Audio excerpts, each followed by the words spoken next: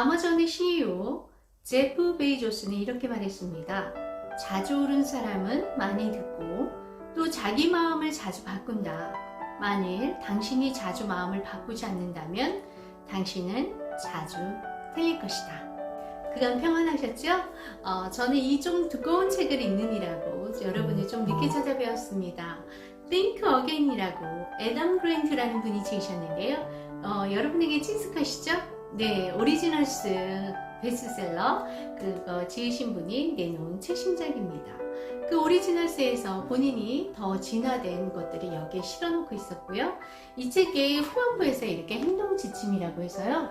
이 책을 전반적으로 요약해 놓은 부분도 있었습니다. 전체적으로 저는 자기 성장, 마인드 리셋을 하는 이 5장 전의 식구들한테는 이 책을 좀 권해드려 봅니다. 오늘 이 책 바로 시작해보도록. 책의 내용을 전체적으로 개괄하면요, 총 3부분으로 나눌 수 있습니다. 첫 번째는 개인 차원에서 다시 생각하는 것, 그리고 두 번째는 개인과 개인 사이에서 다시 생각하기, 세 번째는 집단 차원에서 다시 생각하기. 그래서 아주 되게 생각하는 그 사고 생각하는 그 프로세스를 자세하게 기술해 놓고 있었습니다. 첫 번째부터 요약해서 한번 살펴보고자 하는데요. 제가 다 언급하기는 양이 좀 많을 것 같아서 일단 1번에 집중해 보도록 할게요. 1번에 개인 차원에서 다시 생각하기 그 세 가지 방법이 있는데요. 첫 번째는 다시 생각하는 습관을 기르라고 저자는 이야기하고 있었습니다. 첫 번째 그 다시 생각하고자 하려면 어떠한 방법론을 취해야 되느냐, 과학자처럼 생각하라고 하고 있었어요. 인간의 본성은 검사, 내 안에, 누구나 내 안에 검사처럼 이야기하고요. 전도사처럼 설교를 하기도 하고 정치인처럼 확언을 한다는 등 그렇게 이 세 가지의 그런 본성을 누구나 갖고 있다고 합니다. 그러면서 이것을 지향하고 과학자처럼 사고하고 말을 하라고 저자는 계속해서 강력하게 이야기하고 있었습니다. 그리고 두 번째는요, 의견에서 자기 정체성을 찾지 말고 가치관에서 자기 정체성을 규정하라고 충고해주고 있었습니다. 그래서 과거의 믿음에 사로잡혀서 바뀌지 않는 사람들이 얼마나 위험한 사고를 하고 고착화되고 있는지에 대해서 아주 상세하게 기술하고 있었는데요. 기업가처럼 언제든지 마음을 바꿀 수 있는 기민함을 가지라고 이야기하고 있었습니다. 그렇다면 다시 생각하기를 꺼리는 사람들의 특징은 무엇이 있을까요? 이 책에서는요, 자신의 세계관, 가치관이 정체되어 있어서 애착이 된다고 합니다. 자신의 의견이 공격받을 때 자아가 위협받는다고 생각을 하고 느낀답니다. 그래서 내면의 독재자가 그것들을 보호하려고 이제 전제군주 체제로 변화되어 토론에 임하게 된다는 특징을 이야기하고 있었습니다. 이 특징이 각자 자기 자신은 아닌지 한번 이 시간에 한번 조용히 한번 자기 자신을 살펴보는 시간을 가졌으면 좋겠어요. 그리고 자기 개인 차원에서 다시 생각하기 세 번째 마지막은요, 당신의 의견과 충돌하는 정보를 찾으라고 말하고 있습니다. 이야기를 하나 해보겠습니다. 잉크레더블? 이런 영화가 있었다고 합니다. 애니메이션인데 아시는 분은 아실 텐데요. 이거를 픽사의 브래드라는 감독이 만들었다고 합니다.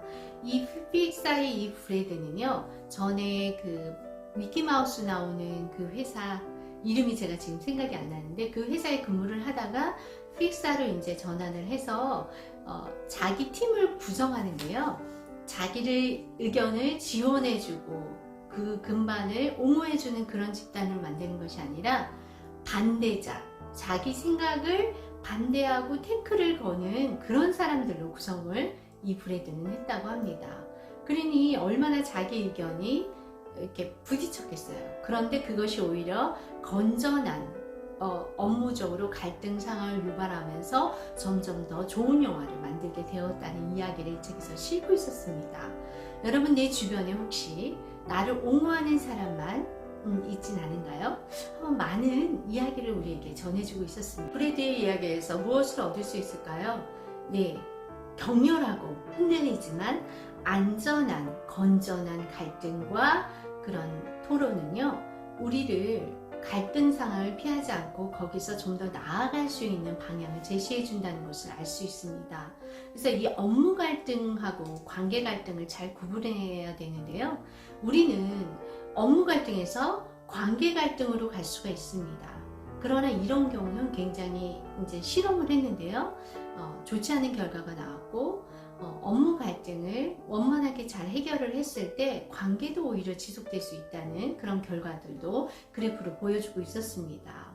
그래서 반친화적인 네트워크를 내 주변 안에 쌓아놓는 것도 굉장히 중요한 우리의 자기 성장을 위한 꿀팁이라고 할 수 있어요. 이 브래드 같은 경우는 픽사에서 이 영화 만들기 힘들어 굉장히 많은 반대에 부딪혔는데 이런 업무 갈등을 사회적인 네트워크를 구성하면서 4년 만에 그것을 완성시키고 굉장히 정밀한 애니메이션을 만들어서 아주 획기적인 영화를 만들었다는 이야기를 해줍니다.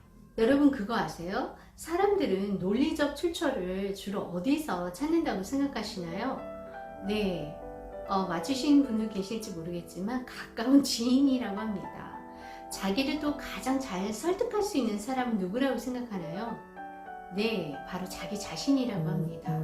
그래서요, 뭔가를 이렇게 사람들하고 논쟁을 벌이거나 할 때 내 주장의 옳다고 조목조목 검사처럼 증거를 요구해도 그 사람은 오히려 자기가 가지고 있는 그런 신념, 사고를 확실하게 굳히는 역할만 하는 것이지 변화되지 않는다고 합니다.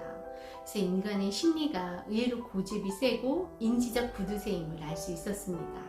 그리고 제가 이 책에서 되게 인상적으로 읽었던 부분은요, 토론을 춤추듯이 하라고 이야기하고 있었습니다. 토론은 대부분 적과 적대, 서로 상대의 감정을 건드리고 이겨야 된다는 그런 강박이 생길 수 있는데요.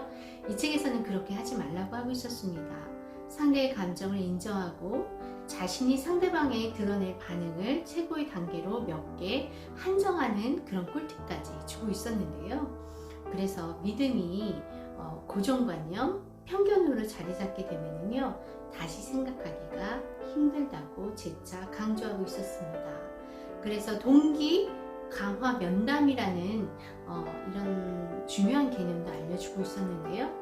결국 경청과 배려, 공감을 사람들이 원한다는 것을 알 수 있습니다. 제가 오늘 이 큰 챕터 세 군데를 다 말하기는 이 영상에 담기는 좀 너무 큰 무리가 있습니다. 그래서 첫 번째 개인 차원에서 다시 생각하기에 대해서 제가 아주 심도 있게 여러분에게 알려드리고 있는데요. 우리가 감정적으로나 이성적인 것도 이분법적 단순하게 생각하는 오류에 빠지기 쉽다고 합니다. 그래서 단순하지만 틀린 길은 이분법적 성향이 강하고요. 복잡하지만 옳은 길은 길이 복잡하다는 이야기를 여러 군데에 나눠서 하고 있었습니다. 여러분에게 오늘 이 세 가지 다시 한번 정리하고 마무리하겠습니다. 지금 내가 하고 있는 거 정말 과연 맞나? 잘 가고 있나? 이렇게 다시 생각하는 습관을 기르자. 그리고 두 번째, 과학자처럼 생각하자. 이분법적 사고에서 벗어나도록 하는 것, 그걸 날마다 인지하는 게 중요하겠죠? 세 번째는요, 자기 자신의 주변에 반사회적, 나와 결을 같이 하지 않는 사람들로 채워주는 것. 이거 업무 갈등을 위해서 그렇게 하는 우리의 지혜로움을 선사하고 있었습니다. 여러분에게 사고의 전환점을 줄 수 있는 그런 조그만한 소식이 되었으면 좋겠는데요. 저는 정말 이 책을 읽고 정말 여러 번에 걸쳐서 영상을 찍고 싶은 마음도 있었습니다. 그러나 아무래도 딱딱한 주제다 보니 그리고 조금 더 생각해보고 올릴게요. 여러분에게 오늘 저의 얼굴을 다시 한번 비추면서 여러분에게 늘 성장을 응원하는 오짠 채널 되겠습니다. 여러분 오늘 저녁도 행복하십시오.